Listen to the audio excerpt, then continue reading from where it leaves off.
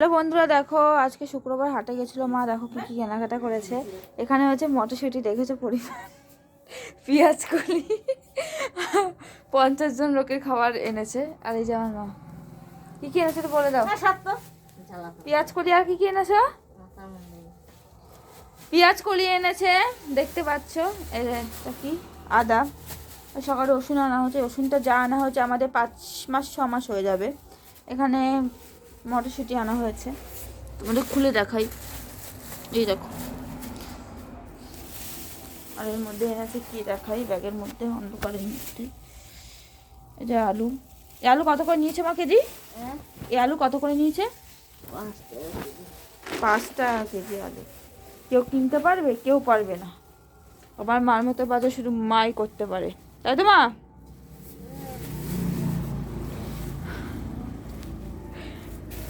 তো কেমন লাগলো জানিও।